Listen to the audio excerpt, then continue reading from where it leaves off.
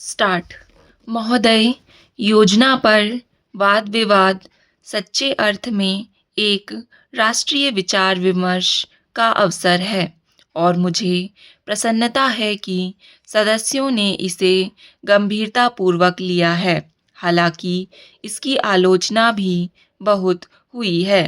ऐसी आलोचना सुनने के हम अभ्यस्त हो चुके हैं। पहले इसका लक्ष्य योजना का विचार ही हुआ करता था। सौभाग्य से यह वह बात अब नहीं रह गई है और हम विकास की ऐसी सीढ़ी पर पहुंच चुके हैं जब मुझे आशा है कि सभी दल योजना के विचार का अनुमोदन करते हैं। कुछ ने योजना के कुछ अंशों का अनुमोदन किया है और अपनी आलोचना अनेक कार्यक्रम को लागू करने के तरीके के लिए सुरक्षित रखी है। कई सदस्य ऐसे हैं जो योजना के हमारे ढंग को बिल्कुल पसंद नहीं करते। अब यह स्पष्ट है कि हम में से प्रत्येक व्यक्ति के रूप में नहीं, बल्कि दल के प्रतिनिधि के रूप में कुछ विचारों के पक्ष में है और कार्य संचालन के किन्हीं विशेष तरीकों को पसंद करता है।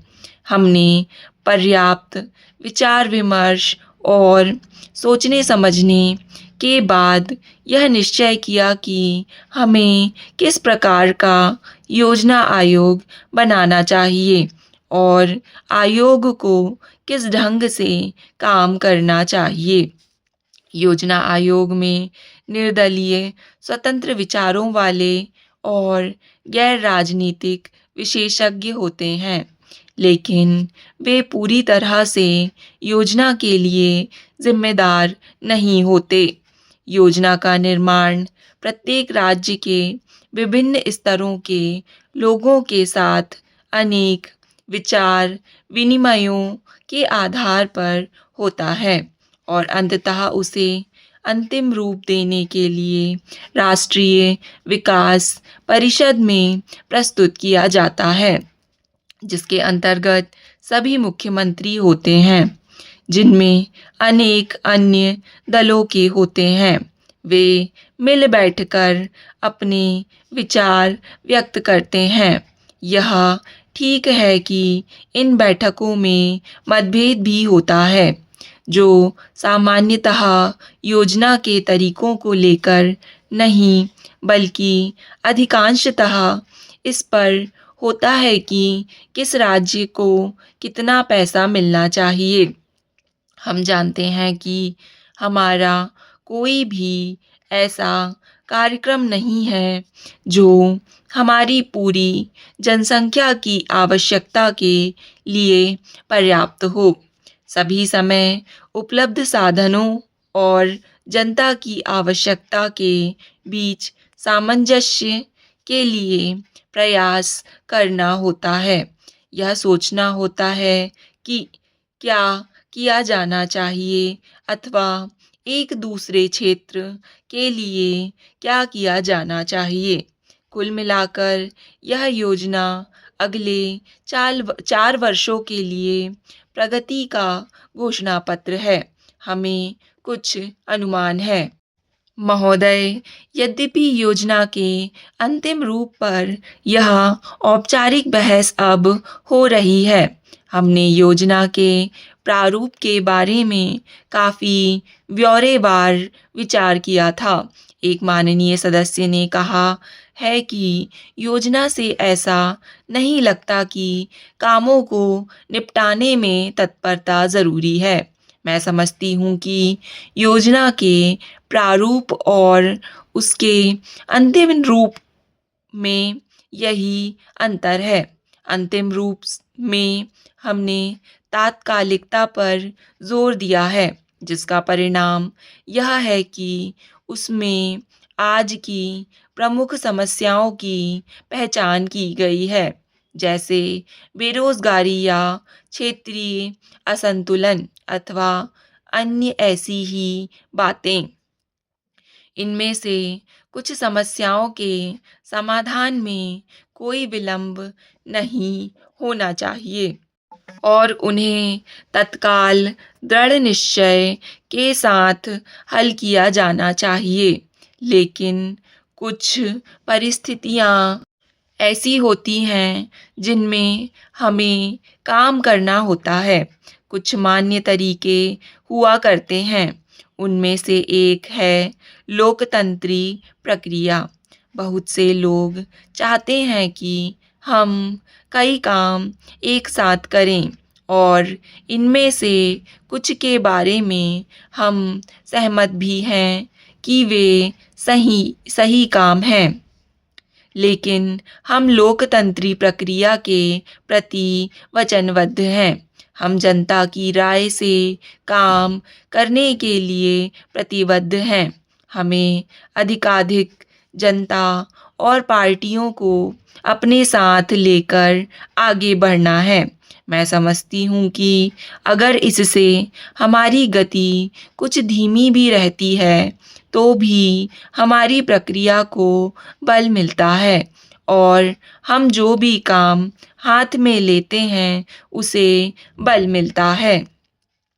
दूसरा तरीका मिश्रित अर्थव्यवस्था का है, जिससे शायद कुछ लोग सहमत नहीं हैं, लेकिन जिसे हमने अपने लिए निर्धारित किया है।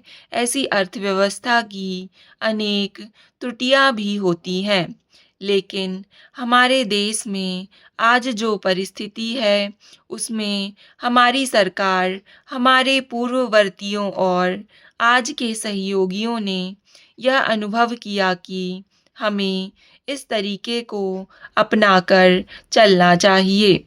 मिश्रित अर्थव्यवस्था का अर्थ मेरी समझ से यह नहीं है कि कुछ समृद्ध परिवारों को इसका लाभ मिलता रहे। कृषि या लघु उद्योग जैसे अनेक क्षेत्र कमजोर वर्गों के लाभ के लिए निजी क्षेत्र में रखे गए हैं और हमारी मिश्रित अर्थव्यवस्था के अंतर्गत अपने लिए लोगों को अनेक कार्यक्रम अपने हाथ में लेने के अलावा उनमें अपने लिए काम करना चाहिए। मुझे मालूम है कि स्वाधीनता के तुरंत बाद जो स्थिति उत्पन्न हुई थी उसका कुछ परिवारों, ग्रुपों, व्यावसायिक घरानों ने निजी स्वार्थ के लिए लाभ उठाया। महोदय, हम सभी इस बात के शिकार हो जाते हैं कि अपने दलगत स्वार्थ में आकर गलत काम कर बैठते हैं। अब कभी भाषा और कभी प्रदेश के स्वार्थ में ऐसे प्रश्न उठते हैं जो हमारे राष्ट्र की एकता को कमजोर करते हैं।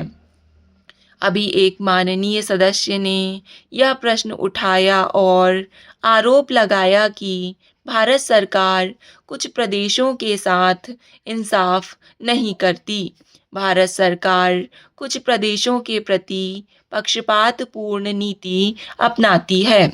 यही मनोवृत्ति है जिसमें एक प्रदेश को दूसरे प्रदेश के विरुद्ध भड़काया जाता है, एक जाति को दूसरी जाति के विरुद्ध खड़ा किया जाता है, एक धर्म को दूसरे धर्म के विरुद्ध खड़ा किया जाता है और एक भाषा और दूसरी भाषा वालों के बीच में भड़काव पैदा करके लड़ाई पैदा की जाती है। यही मनोवृत्ति है जिसको हमारे विरोधी दल के बहुत से लोग भड़काकर पैदा करते हैं। उनकी अपनी गलत नीतियों के कारण विशाल दृष्टिकोण नहीं होता है। वे ऐसे प्रश्नों को उभार कर अपना स्वार्थ सिद्ध करते हैं। स्पष्ट है कि ऐसे समस्त प्रश्नों का परिणाम हमेशा बुरा होता है। इसलिए मैं राजनीतिक पार्टियों के नेताओं से अपील करना चाहूँगा कि जो प्रश्न हमारे देश के सामने हैं और जिन पर हम सबको चिंता हो रही है तथा जिनका हल निकालने की हम कोशिश करते हैं, उन तमाम प्रश्नों के ऊपर हम ठंडे दिल से विचार करें। स्टॉप। डिक्टेशन पसंद आए तो वीडियो को लाइक और चैनल को सब्सक्राइब जरूर करें। धन्यवाद।